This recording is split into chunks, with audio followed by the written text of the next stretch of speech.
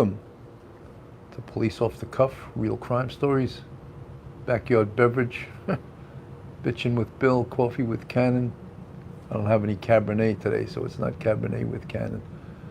Live from Jupiter, Florida, Friday, December 9th. I can't believe it's December 9th. It's pretty nice here. It's more than pretty nice. It's like, I guess about 75, 76 degrees, sunny. You know, I tease myself every morning. I go to the beach and I sit there and I just watch the surfers, and you know, if I want, I'll go in the water, but I've just been really chilling. And I think that seeing the ocean, well, retired Sergeant Melinda, good to see you back, Sergeant Melinda. God is good. Howdy. And BB2, hello, I see you, ERRN. Hey, y'all. Hi, y'all. Not hey. Hi, y'all. I see you, ERRN. And Brownlow, hello. Haley Hewitt, hello, hello. I don't know why you say goodbye. I say hello, hello, hello. You say goodbye, and I say hello, hello, hello. I don't know why you say goodbye. I say hello. Coffee bar lady, hello, beautiful. I love these palm trees. You know, they are the signature of Florida, I guess, palm trees, because they won't grow or survive anywhere else but in a you know, a temperate climate that they can survive and live in, you know. And then you see the coconut trees and all that other stuff. It's really, really, really cool. So I'm actually going to be going home on Monday, home to New York. Start spreading the news. I'm leaving Monday. I want to be a part of it. New York, New York. I want to wake up in a city that never sleeps. That's sort of a hard song to sing. It goes up and down in the melody. It's easy to go off pitch in that song. Mickey Mantle, hello, buddy. Charmaine Murray, early evening here. Coffee bar lady. Yes, I love the palm trees. Loved them when I lived there. It's gorgeous, the palm trees. Home sweet home. Yeah, I just got to go home for, I'm going to go home from the 12th, and I'm going to come back here on the 17th. My family's going to join me down here for Christmas. The first time I've had Christmas in a tropical climate in Jupiter, Florida, and we're all going to enjoy it. My son Jake, my son Casey, my wife, and myself. Mystique, hello, how are you? Good to see you. Pamela B, hello from Huntsville, Alabama. Sergeant Bill, are you? I'm going to fly, yes. That's the thing, I got to leave my car here. I'm not taking another 19-hour drive back to New York. So I'll leave my car here. Well, y'all stay safe, healthy, and have a blessed and wonderful time. Retired Sergeant Melinda. Good to see you, Sergeant Melinda. Charmaine Murray, I love your garden back home. Lived here, must have been a gardener who cared too much. Root out the weeds and the good time. Now it's saying so good. It's wondering, no, I was goes.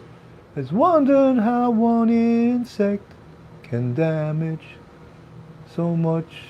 I forget the words. That was an Elton John tune. It was a tribute to John Lennon after he was assassinated.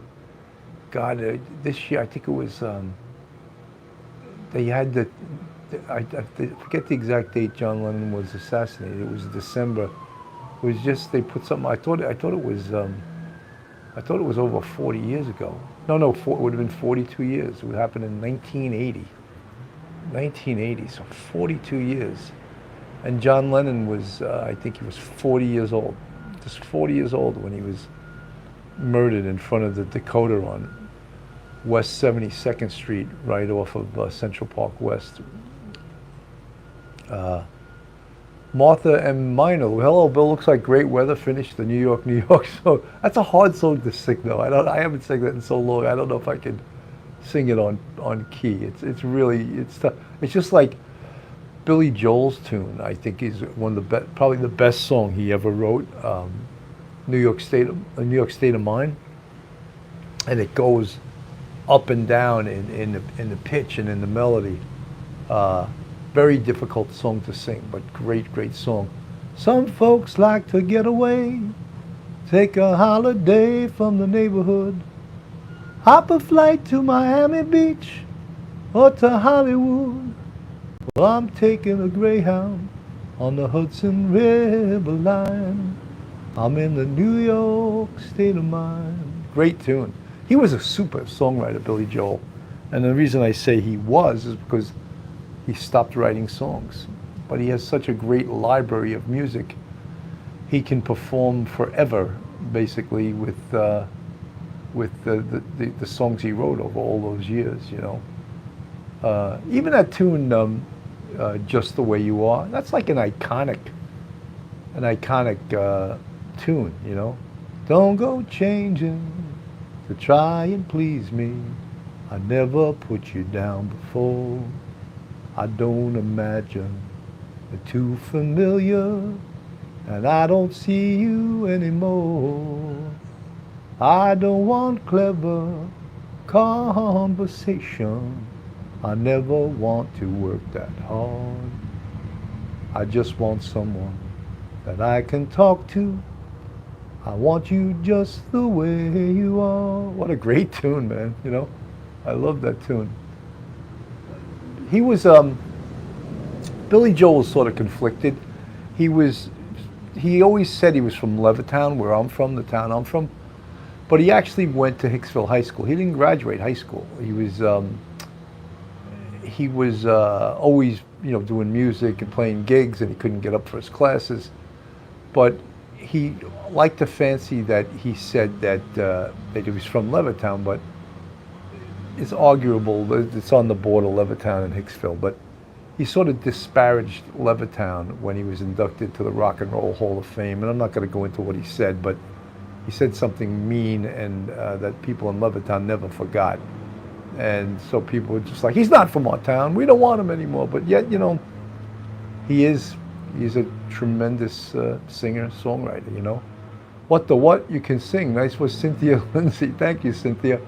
Always love when you sing to us, Marilyn Minetta. Thank you, thank you.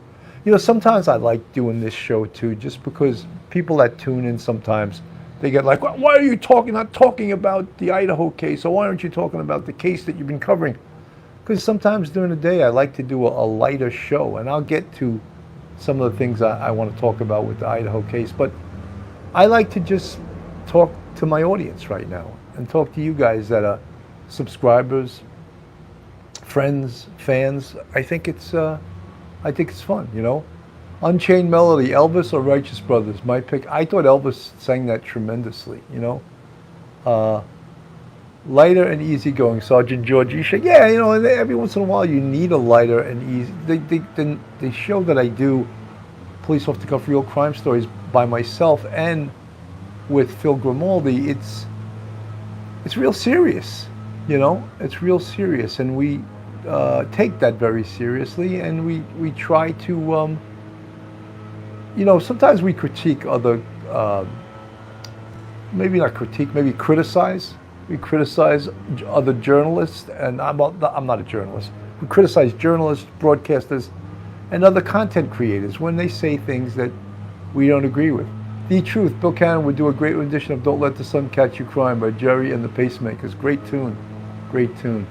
149 people in the chat, 59 with the thumbs up. Guys, you got to put your thumbs up if you're in the chat. You can't just join and not put your thumbs up, because it's always uneven. 151, it's like 1/3 with the thumbs up. We got to equal this out. So, yeah, getting back to doing this show, Coffee with Cannon, Backyard Bitchin'. The best show I loved of Coffee with Cannon was when I was sitting in my yard and it was a huge snowstorm, and snow and wind was blowing in my face, and you guys were all laughing. Look at that! Look at the weather there! And that's what makes it fun, you know. Here, it's always nice, and if it gets nasty here, raining and stuff, I can't sit out here and do it because I don't have like that overhang that I have in my yard. But I could go out there when it's raining, snowing, hurricaning. Actually, I wouldn't go out in a hurricane, but Jerry N, thumbs up. Retired Sergeant Melinda, God is good. Laugh out loud. Yeah, I love doing those shows in my yard, and this sort of, you know, Coffee with Cannon sort of took off. I didn't know if I would do it, and I like to do it because it's again, it's lighter and it's fun, you know, and I get to talk about some other things besides crime. Jimmy May looks nice today. It's beautiful today. It's beautiful here most days, you know. Martha Miner, I like the show with the rooster. Yeah, when I do a show in my backyard where the pool is, someone on the other side of my fence has chickens and roosters, and they're doing their cock-a-doodle-doos and they're screaming. And someone was telling me when they make all that noise, that means they're getting ready to. Michael Dennis Carlin, hello from Ireland. How are you, buddy? Leave your DNA on that thumbs up, please, and thank you. ICUERRN. There's a lot of letters there. ICU. What was it? ICUERRN. I like that. Emergency, intensive care unit, emergency room, registered nurse. I got it all. You know. Sometimes when people put their title up and they have too many letters after, people get so confused. You know. I used to say. I had a funny sort of joke, and it's a little off color, but when I was a sergeant and I was testifying in a case, this one district attorney said to me one time, she goes, "Sergeant, to humanize you in the eyes of the jury, could you tell us about your educational background?" And I said, "Yeah, sure." I go, "I have an AA, a BA, an MS, and a BMF." And she says, "I know what an AA is and a BA and an MS. What's a BMF?" And I looked at her and I said, "I'm a bad motherfucker." And I'm sorry to that risque joke, but she was so embarrassed that she fell for it, and I got a huge laugh out of it. And I always love to tell that story because Brent Montgomery, hello, Kim Allison, Gary Ann, we're all shaking the trees. Lovely Friday morning, laugh out loud. Ha ha ha, that's funny. I thought it was funny. I tell that joke, and it's true, is why it's so funny too. And this DA was like she had been a DA for maybe 3 or 4 years, but she was so mad at herself for falling for it. No, a BMF, Steve Wilbert, a BMF. And she was a little embarrassed. Yeah, I know these people with these blowers, these weed eaters. It's not the person it's the landscapers that work this property. I can't get away from it. My neighbor behind my house in New York, every day he's using some kind of gas-driven equipment that makes lots of noise, you know? I think in some areas of Westchester, they've actually made ordinances about forbidding the use of blowers on certain days, which is so great because they make so much noise. Did you see that there was a group of potential FBI agents looking through the house for an hour the other day? Well, you know something, I also heard, again, nothing confirmed, that they had an HVAC guy come in. And I would think that they were trying to see if they could pull DNA out of the heating or the air conditioning system from the filters. Now, I don't know if that's specifically true. This is annoying, this guy, you know. But I can't, no matter where I go, there's some kind of noise, you know. So 203 in the chat, 114 in thumbs up. Thank you guys. And folks, if you're new to here or that you're not subscribed, please go on our YouTube, hit that subscribe button, give us a thumbs up, ring that bell. And if you want to support us, we have a Patreon with 3 different levels, and we also have a YouTube channel memberships with 5 different levels. And you see the folks in the green font, they're part of our YouTube family, and they help support this show. Yeah, I mean, I want to go out there with like a hose and spray this guy down, but maybe he'll stop. I don't know. Every day.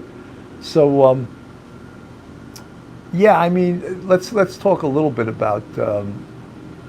I'm a new subscriber. Enjoy your channel a lot. Inquisitive activist, archivist. Thank you so much. Very much appreciated. Miss Jane Sarah, just found your channel today and I'm loving it. Thank you, Jane Sarah. Guys, don't forget though to subscribe. Anyone that's new, that's brand new today, put a 1 in the chat. I'll do a duty run. I'll use some of Duty Ron's techniques. If you're brand new today, put a 1 in the chat. No one's admitting it. Arrest him, Bill. Sergeant Bill, love your sense of humor. Thank you, Kim.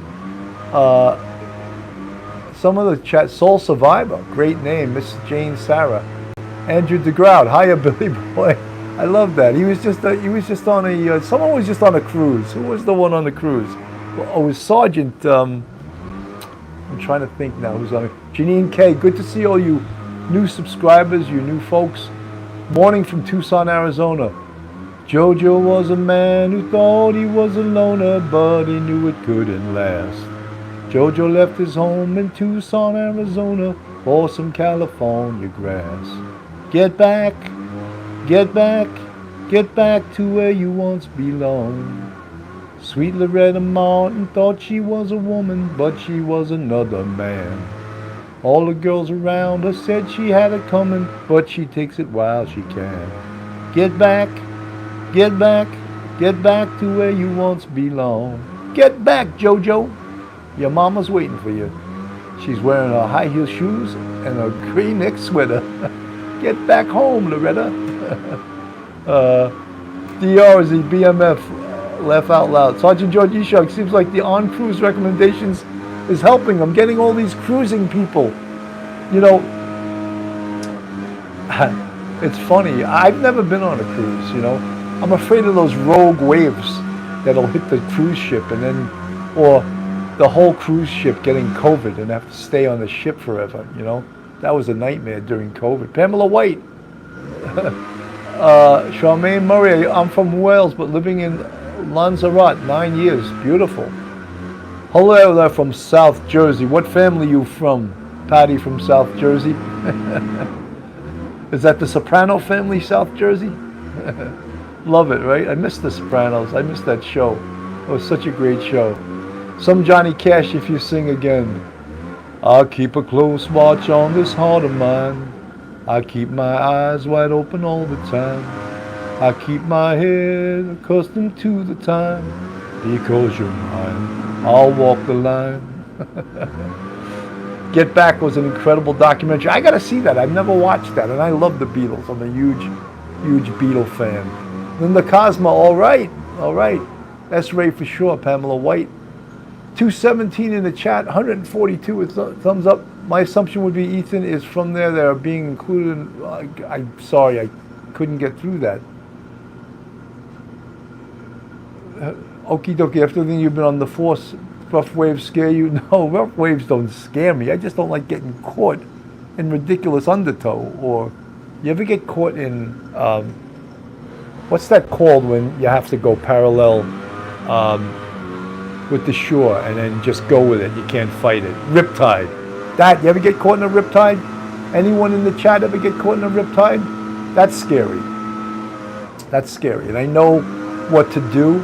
But when you get caught in it, you know, you want to forget what you were told to do and try to swim against it, and you can't. All right, guys, let's talk about, I want to shut this guy up with this damn machine, but it's so annoying. What's the most, you know, confusing thing about this Idaho case? I mean, I think one of the most confusing things is that and like all the cases that we cover, we are not privy to the investigation folder. So we do not know what the investigators know. And the press does not know what the investigators know. You know, I had someone the other day in my chat say, oh, why don't you stop covering this case? You don't cover anything new. And that's not true. I try to cover something new every day. But if you watch the broadcast news, they repeat the same stuff over and over and over again. And I wonder if people feel that way about them, you know? And because when there's not new information coming out, it tends that the broadcast news starts getting frustrated and starts maybe trying to look for new angles, trying to invent things, and that's, I really believe that they do that. I can't really do that. I try. Bill, this blower guy is competing for my attention. I know, I want to run out there and say, blower guy, shut up! Rosie B, hi from Guam, look at that. I watch only when the Idaho case is covered, Bill. There's new developments almost every day, sometimes subtle. Yes, that's true, very subtle. So the newest thing, and it wasn't yesterday, it was actually Wednesday night, about the 2011 to 2013 Hyundai Elantra, white in color, that was seen around the time of the murders in the vicinity of 1122 King Road, which is the home the infamous address where we know that the murders took place in. And that information is getting apparently thousands of tips. And the Moscow, and I keep Moscow, it's pronounced. I tell you, people get off on the craziest things. If I say Moscow, I get so many people in the chat going, "You're pronouncing it incorrectly. It's Moscow." Like Hasbro, Moscow. I said, oh, okay. And the name Goncalves, I don't know the exact, I hear all different types of pronunciations on that. And people get pissed. People get pissed about the mispronunciation of Kaylee Goncalves or Steve Goncalves, that pronunciation, and I try to pronounce it the way it's been pronounced by the broadcasting people, and some people get really carried away with that stuff. God forbid you don't say Moscow instead of Moscow is the capital of Russia, right? Moscow is in Idaho. That's the name of the town where this Mustang Sally, you better slow your Mustang down. All you want to do is ride around, Sally.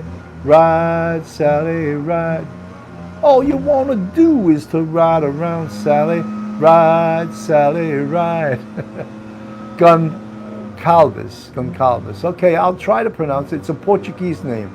Not so easy to pronounce some of these names. I had experience as a college professor, and some of the names I had to pronounce, and a lot of the kids that were in the school I taught at were from the islands. So they were from Jamaica, they were from Haiti, they were from St. Kitts, St. Thomas. C is an S sound. I was like, Gonsalves, okay. It's like double L in Spanish is Y, right? Ruth Ann Griffin, Gonsalves. Is that correct? Okay. Billy, go put that blue up his prison pocket. 305 in the chat. Look at that. When I talk about pop culture, you guys like it, and people show up from all over the place. 305 in the chat, 170 with the thumbs up. We got to equal out the thumbs up. Come on, guys. Let's equal out the thumbs up here. But yeah, some of the stuff that people say like the other night when we had Dr. Debbie on, 95% of the people loved her, and one person put the meanest comment, and I was like, are they seeing the same show as everyone else? Like, I thought she was great, and some person put a real mean comment about her.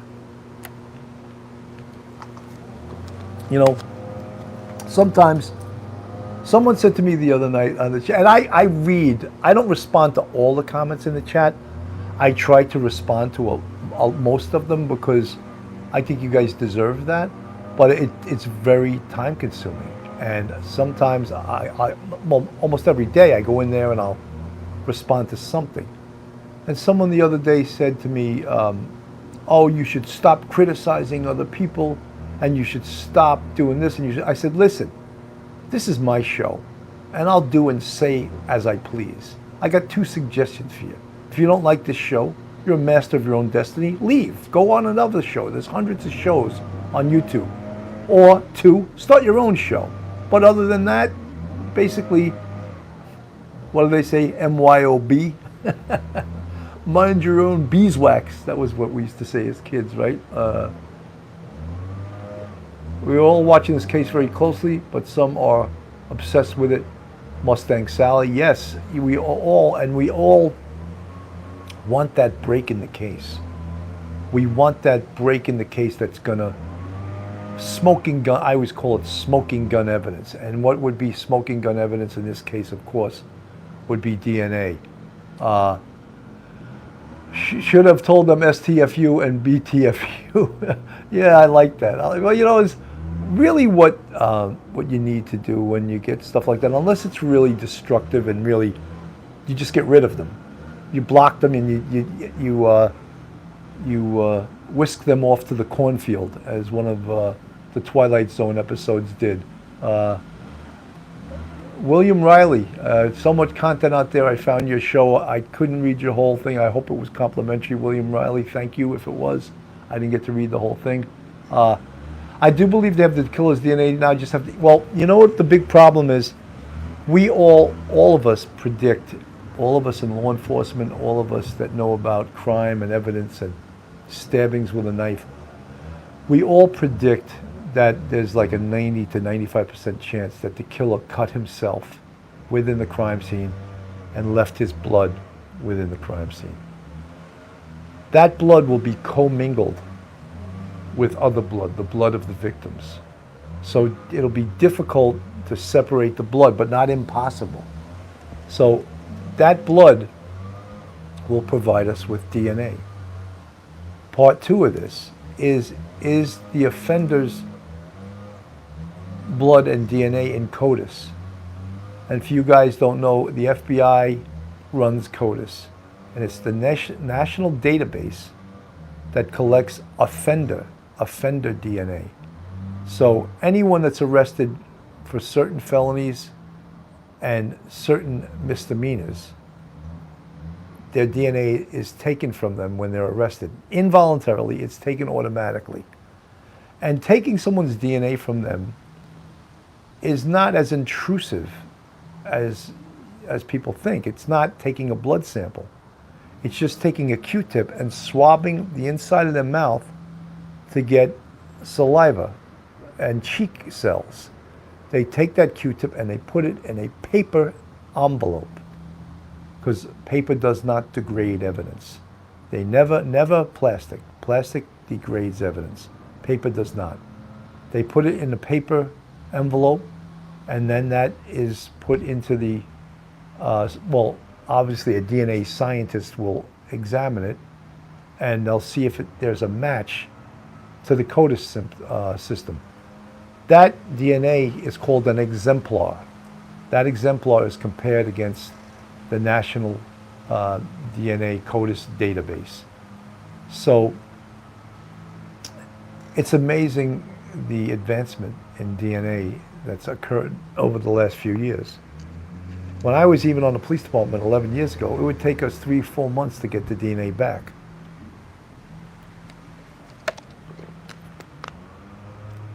Ashley Corder, yes, someone said from this Idaho State lab, the director of the lab said something that I used to teach all the time in my classes is something called the CSI effect. And the CSI effect is the results of hundreds of crime shows on TV has on the general population. The CSI effect shows people that they can do things that the police don't even have the technology to do. But on TV, they pretend that they can do these things. So people in the general population, the jury pool, they think, oh, the police could do that. So why aren't they doing it? Or if there's no, retired Sergeant Melinda, it went by too fast. I think you said something about suspects. Look, they very well could be targeting on a certain individual right now. We don't know. So many people online and that text me and email me and comment in the chat think it's the food truck guy. I think his name is Jack Showalter. And everyone has these sort of rumors about him that, and even the press is saying it. Why was he cleared so quickly? If I hear that one more time, I'm gonna like pull the remaining hair I have out. He was not cleared. If he's a suspect, and I said if he's a suspect, they don't have enough right now to charge him. So what are they supposed to do? Hold him? They can't hold him. You know, so, and then someone said the other day, the parents are demanding they search his car. And I said, they can't just search his car without a search warrant. And getting a search warrant has the same standard of proof as an arrest, probable cause. So you need probable cause to get a search warrant to search someone's vehicle, minus, let's not confuse this, minus a car stop. Then you have other things. You can search the car if you can articulate certain things. But just do law enforcement even have his car? I don't believe law enforcement has his car. You know, the other night, when I was on Banfield this week, she asked me that very question. I answered it just the way I did now. He's not cleared. Why does everyone keep saying he's cleared? And she understood and went with it. And then a couple of nights later, Cuomo says to Joe Giacalone, a retired NYPD sergeant from the Detective Bureau, says, why did they clear him? And Joe Giacalone said the same thing. He's not cleared. But Cuomo kept going with that narrative. Some of these people are like so arrogant that even after you tell them, an expert tells them he's not cleared, they still go with it because they want to believe that they know better, you know? They know everything, you know? Linda Cosma, if they said he's cleared, that doesn't mean he's cleared. They're saying that for him and for the general public. He still may be, unless he's got a smoking gun alibi that he was 100% in another location when this quadruple murder occurred. No one is ever cleared completely. I told the story the other night how we had a case in Manhattan, and it was the murder of this dancer, and it was on the front page of the newspaper every day. And she lived with a male roommate who was like, it wasn't her boyfriend, yet they did have a relationship. And then she had another boyfriend. So those were the two targets of the investigation, and she was stabbed to death. Again, she was almost decapitated. So one of the actual perp, Paul Cortez, and I'll say his name because he's up in state prison for 25 to life right now. One of the big bosses said to the detectives, take a statement from him and get him out of here. Because they were focused on the roommate, the big bosses were. And the detectives say, you know, boss, I don't know if we should let this guy go. Just take a statement. If we need him, we'll go get him. After they took a statement and released the guy, they realized he was the perp. Now they go to get him, and what does he do, of course? He lawyers up.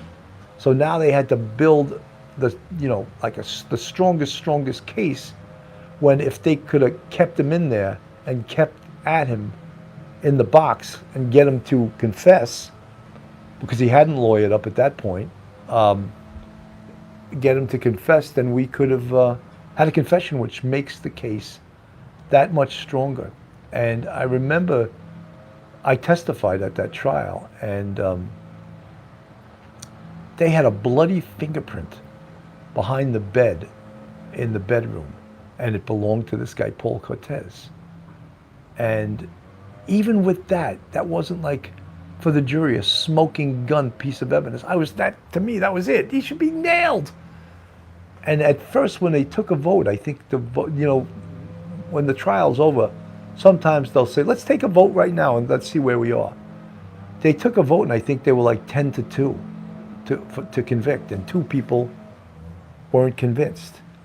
And something about some kind of shoes he was wearing that had left, I think, a bloody footprint in the crime scene was what really got him convicted with the totality of the evidence. But I thought, how scary was that smoking gun piece of evidence with all the other evidence they had, what didn't convince the jury right away. And finally, they got a conviction. If you look him up, his name is Paul Cortez. He's still up in state prison. He's appealing this case. I think his appeal was denied, but he's fighting it like he was framed, like he was innocent, that he had nothing to do with this. And when you really know the case, in fact, I heard that even the Manhattan DA's office was re-looking at the case, and it's such a joke. The guy's so guilty, it's ridiculous. And a lot of these new, district attorneys that have the offender conviction integrity unit, a lot of those, the DA has no integrity, because they're trying to flip a case of a guy who's 100% guilty. Guys, this is Police Off the Cuff, Real Crime Stories, Coffee with Cannon, Backyard Beverage, Bitchin' with Bill, live from Jupiter, Florida. If you're not subscribed to us, go on our YouTube. hit that subscribe button, ring that bell, give us a thumbs up. If the vehicle belongs to the offender, then in my opinion, that offender is probably not jackass. Investigators know where he lives. They probably spoke with him at least once. Pockets full of stones, how are you? You know, we don't know what the investigators, we don't know if that vehicle is in fact the perpetrator's vehicle. You know, I said that early on in the investigation, that how did the perpetrator get there? Did he walk? Did he come from the woods behind the house? Or did he drive there? Then his car has to be around there. It has to be, you know, and then obviously I'm not from Moscow, Idaho. So in New York City, you can't go anywhere without your car, your person being caught on video, or by a license plate camera, or by a toll booth, or by a speed camera, or a red light camera, or an intersection camera, a traffic camera. There's cameras all over the damn world. I guess that's not true in Moscow, Idaho, you know. So we had marveled the fact that I had just, in fact, got a Ring camera and a doorbell camera at my house.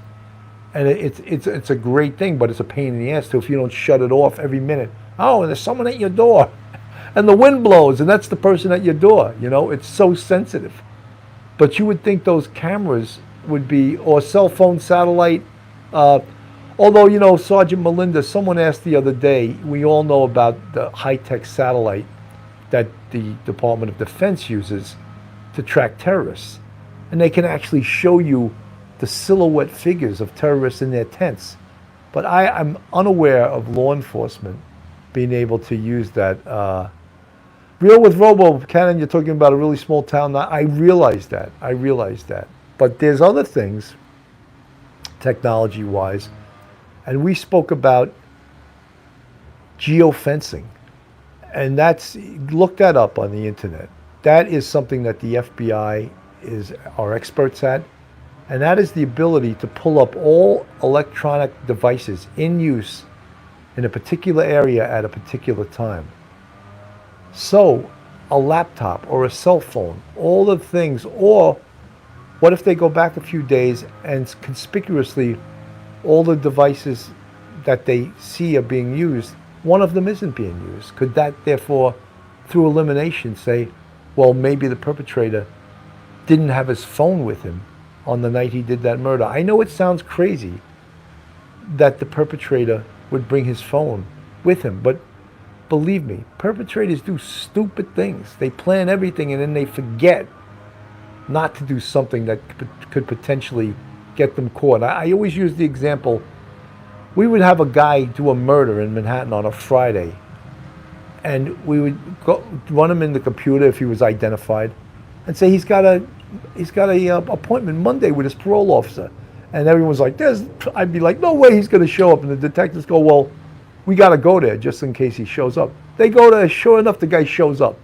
Like as if nothing happened. Oh, well, I didn't do nothing. I'm just coming to see my parole officer.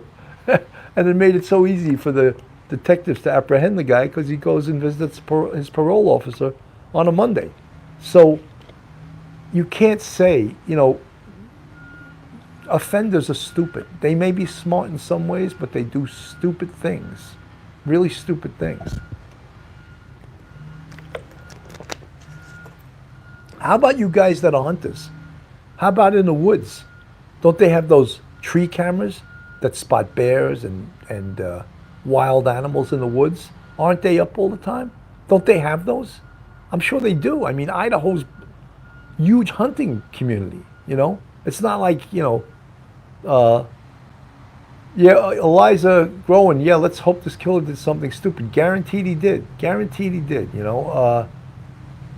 Pamela White, yes, Indian paintbrush, you can now see your phone location. Yeah, I mean, look, there's so many things out there to track things, right? How many times do I, in the city,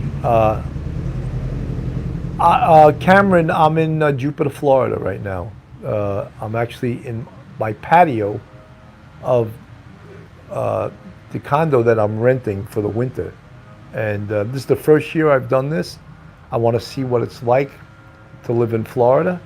And so far, I love it. And I would down the road, maybe 2 or 3 years down the road, I would love to move down here, at least for the winter time. I don't really like New York winters anymore. You guys like the winter? I don't know. If I could be in the summer. Judy Ashley, I work with offenders and I can vouch for their stupidity. Absolutely. Sans blow a bill, laugh out loud. Yeah, he's just further away, you know. Army Mom, I was singing a few songs before when I started the show. Then we started Linda Cosma, I hate the winter. Retired Sergeant Melinda, I know people who put up trees, game cans for security purposes. Yeah, I mean, Sergeant Melinda, there's cameras all over the city. And now, where I live in Westchester, everyone's got a Ring camera or a, what's the other one called? I'm talking Ring. And I love winter. Come down to Miami. Inquisitive archivist. I loved winter until I got the job that involved shoveling snow. Oh, I missed it.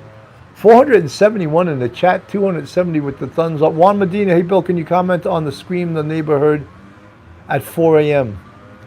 Could that be that he heard one of the victims screaming? Yeah, absolutely. Yet the two girls that were on the first floor, locked in their room, apparently heard nothing. Was it that they had music on, had earbuds in, were intoxicated and knocked out? Can't answer that. So yeah, that could be that that person is a witness and heard something. Some of the things too, the political nature of where this occurred, and on a college campus. Obviously, this is the worst thing that could happen. Besides the horror of these 4 college students, 20 and 21 years old respectively, being murdered in this fashion. The college community and the college university itself, this is a horrible thing for them because it affects their enrollment.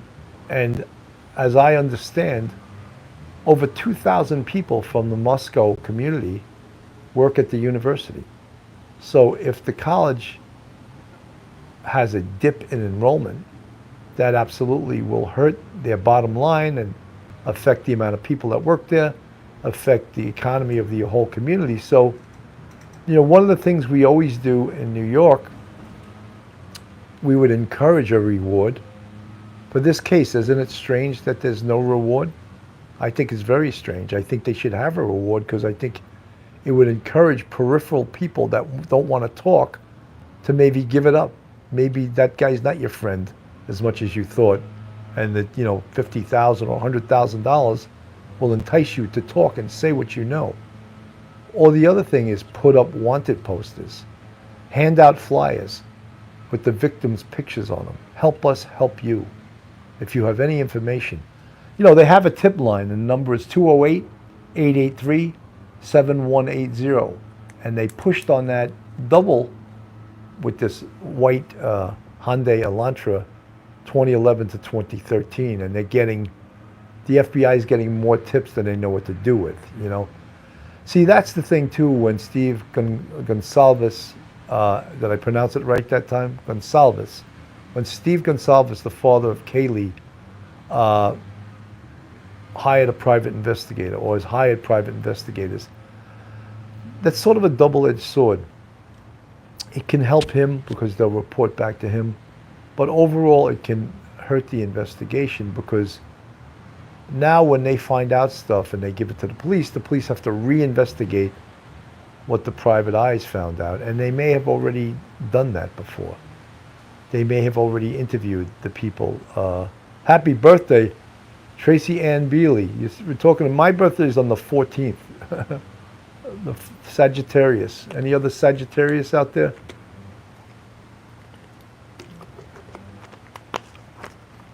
Common ZA. Happy birthday. My birthday is on the 18th. Yes, Schmitty. Beholden, yes. KH, happy birthday to you. Wars are usually done, but we're living in a very corrupted times right now. 483 in the chat, 292 with the thumbs up. Guys, let's hit 500. That's not 17 more and we'll hit 500. Carrie Gans, Sagittarius here.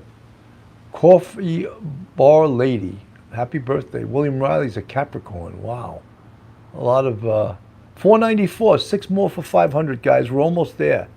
298 in the chat. Let's get those thumbs up too. My birthday is the 16th. Retired Sergeant Melinda. Wow, the Sagittarius also. They say Sagittarius people are sort of like free spirits, and there's so many other attributes. I'm not a big astrology person, but you always read about your own birth sign, right? Leo, on the cusp, Capricorn. I love Sagittarius, retired Sergeant Melinda. God is good. Yeah, guys. So the tip line they're counting on. The other guy the other night that Ashley Banfield had on, an FBI profiler named Greg McCrary, and I thought he was one of the best that I had heard, because there's been a lot of, and I call them talking heads. And when I go on like Banfield or another station, I'm a talking head too. This is a disparaging reference to people that go on and talking heads, maybe, but I go on as a talking head too. His name was Greg McCrary. He was an FBI profiler, and they were talking about, was Kaylee Gonsalves, was she targeted because she had more severe wounds? And he had said, don't overinterpret what that means. Don't overinterpret that the wounds mean a certain thing. It could have been that the other, I don't have all the, it could have been that the girl next to her, who was, let me just pull it up, I'm sorry. I should have had that, was Madison, was sleeping. It could have been that she was sleeping and that Kaylee woke up during the attack and fought back. And that could have necessitated the assailant to inflict much worse wounds. So he said, don't overinterpret that. That means that she was targeted. And yet, when you hear most talking heads and most folks from the FBI that are from the behavioral analysis unit, Carol Salva, hi, thank you. Schmitty, now the neighbor recalls hearing a scream that night morning. Okie dokie 7. So he had said that don't overinterpret it, but most of the FBI behavioral analysis people were 2 or 1 indicating that that's definitely an indication that she was targeted. That she was definitely targeted, and that's a clear. And Greg McCrary, an old-time FBI guy, profiler, he said, don't overinterpret that. So in essence, don't, Ruth Ann Griffin, Bill, you, Phil, and Mike Heinrich should start consulting from and help small-town police departments. Yeah, that's, there's a lot of that. Look at Barbara Butcher, she's spoken about the coroner system and how the coroner system is a blast of the past that should be done away with. That every municipality should have a medical examiner. And I agree with her. And it just so happens that Moscow has a coroner system. And what background does the coroner have? She's got a law degree. How does that qualify you? I think she may have been a nurse. I'm not sure, but she has a law degree. So that doesn't necessarily mean she's qualified to be commenting on death investigations. And in all other municipalities, they have less credentials than that. So, getting back to Greg McCrary, the FBI profiler, he also said it's important not to have tunnel vision. Don't be looking like in one direction. We always used to investigations have to have an open mind. Keep an open mind on this, Don't just think it's one thing. And I always use the term, we'd sit around and hypothesize and theorize. And Phil calls that spitballing. Over 500 in the chat, Marilyn Milletta. Thank you for pointing that out. Candy Scarrett, thank you, Bill. Long gone meant that reason a victim could have more injuries might be the fault. Yes, Duck and Felonies, thank you so much for the $10 super chat. Happy birthday! Thank you so much. You know, I got the double six. Yeah, I'm gonna be 66 years old. Is that unbelievable? It's you can something. I think that you can never really like hide your age and say, oh, but I'm gonna be 66 years old. It's unbelievable. I always think of myself as how do you feel at Police Off the Cuff? I feel great about Police Off the Cuff. I think that it took years to turn it around and to decide which direction to take the podcast. And once I started about Linda Cosma, thank you so much for the $20 super chat. Much appreciated. Once I started doing real crime and true crime, I found my niche. When we started doing it, I was doing it with Mark DeMeo, and it was more, we were trying to be more like comedic and more funny and with a police background to it. And that wasn't the route I needed to go. I needed to be the host, and I needed to use my expertise on these cases and speak. Judy Ashley, happy birthday. I will be 64 on the 13th, but feel younger. Judy, congrats, happy birthday, and God bless. Amazing. Absolutely. You're just getting started. Enjoy the wisdom you have gained all of these years. Thank you so much, Truth Seeker. WC Terry. Well, you know something, guys? They have experienced investigators helping the Moscow police, the FBI, and they have Mustang Sally is going to be 69 next month. Congrats. Retired Sergeant Melinda, God's good. Happy birthday to you. You have a beautiful soul. Thank you for Mark, Police Off the Cuff. Enjoy your beautiful bride. Thank you so much for the $49.99 super chat, Sergeant Melinda. Very much appreciated. Agree, Sergeant Bill. Yes, you are a born leader. Well, thank you, guys. Thank you. I really appreciate that. Even doing the Raina J 57. I always tell people that 72% of our audience are women between the ages of 35 and 65. That's the true crime community. 72% are women between those ages, 35 and 65. So be proud, women, that you love true crime and real crime episodes. Indigo Cupcake, pockets full of stones. As for the PI the parents are getting, I can't blame the parents for hiring a PI because they want to be kept apprised of everything that's going on, and they're not satisfied that they have been. So that's why they hired a PI. Will it help? Will it hurt? Long gone, just turned 63. I'm a Libra. Victoria Burgess, I'm 65. 65, they make us in New York go on Medicare. And I was always told that I would have health insurance from my job, from the police department, for the rest of my life. And I do, but your A insurance becomes Medicare and your B becomes the police department. So it gets complicated, Sunshine, 69 this month. Sunshine on the water makes me happy. Sunshine in my eyes just makes me smile. Remember him, John Denver? He wrote some great tunes, huh? He died didn't he have a plane crash? Daddy Crab, thank you for the $4.99 super chat. Maybe person with the most stab wounds put up the biggest fight. Very possibly. Very possibly. Janine Ergus. Love John Denver. Yeah, he died too soon, too. And Patrick Swayze. What a great actor and dancer and everything he was. He died way too soon. And, I was looking at the other night, and I love Queen. Freddie Mercury. That guy was so unbelievably talented. He was one of the early people that died of AIDS.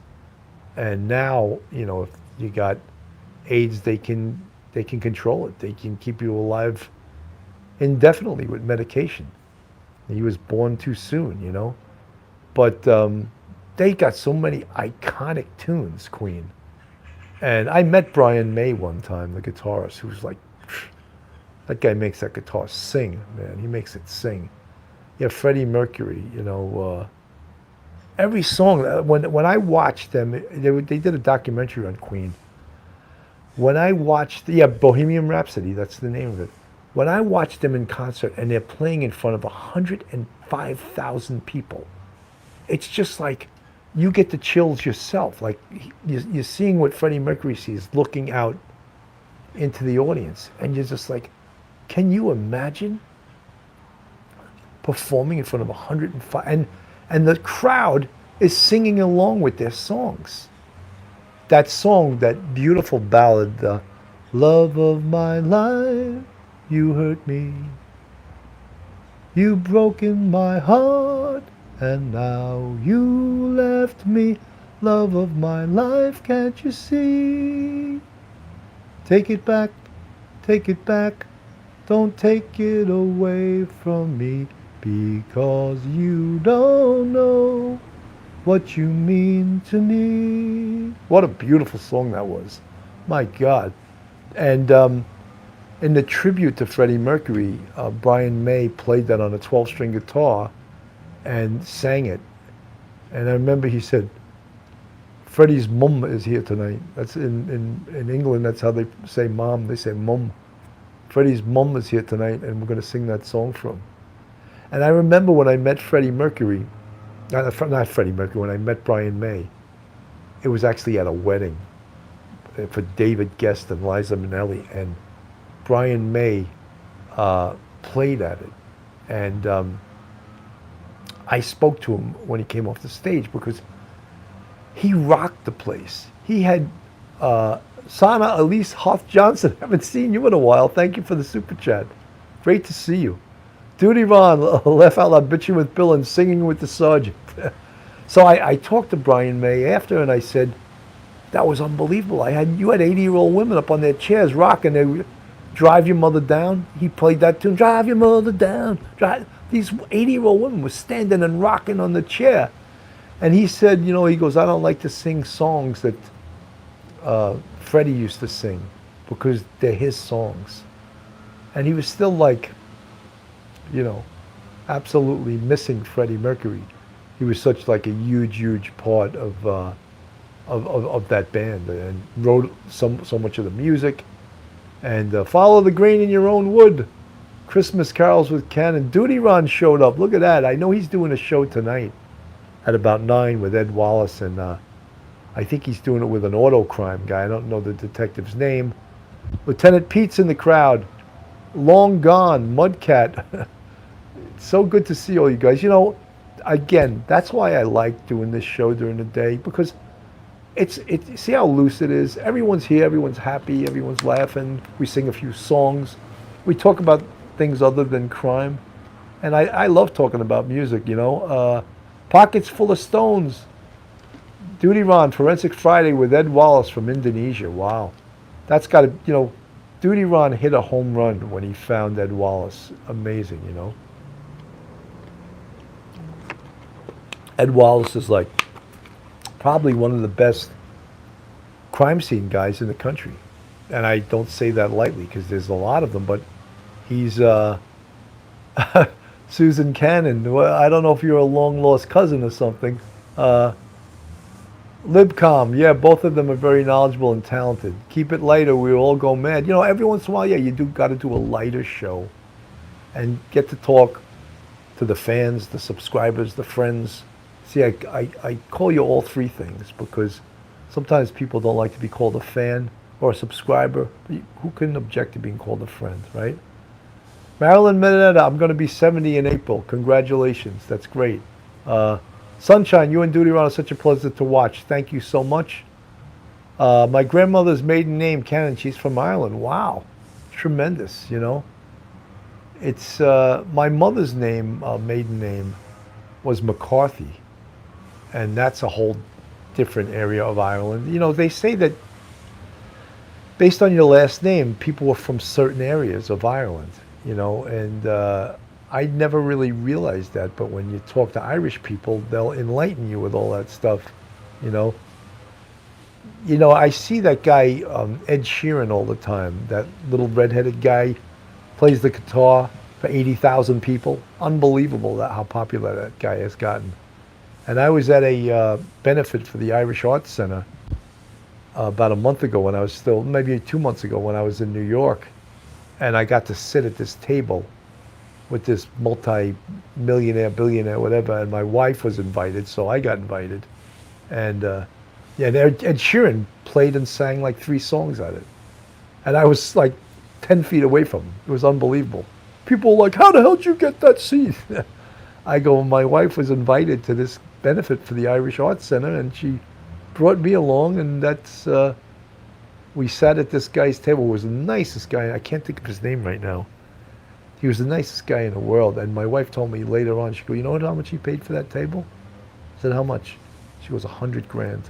I was like, oh God, that was an expensive prime rib for 10 people, you know? That was a big check. Imagine inviting 10 people to dinner and them handing you a check for 100 grand. And then Ed Sheeran, at that event, they auctioned off one of his guitars. And these 2 millionaires were doing a competing bid for it. And it finally was getting close to 100,000 for the guitar. And one of them, or the guy's representative, went up to Ed Sheeran and said, give us a second guitar and we'll each give $100,000 to the Irish Arts Center. He goes, done. So it was done. So each of these guys donated $100,000 to the Irish Arts Center. Tremendous, right? And that pays for artists that may not have the money to pursue their... I love Dance With Me to the End of Love by Leonard Cohen. Leonard Cohen was a great songwriter, right? I mean, everyone knows that song. I heard there was a secret chord that David played and it pleased the Lord. But you don't even care for music, do you? It sounds like this, the fourth, the fifth, the final flow, the major riff, the baffling king composing hallelujah, hallelujah, hallelujah, hallelujah, hallelujah. Well, that's going to be it, guys. I stayed on like much longer. Usually these shows are 50 minutes. Duty Ron, thank you so much for the $20 super chat. Thank all you guys for watching and listening. And I'm glad today I could have a simpler show and not as a hard-hitting show. And we got to have some fun and talk about some different things than crime. Folks, thanks again for listening. God bless. And I'll see you very soon. Police Off the Cuff, Real Crime Stories.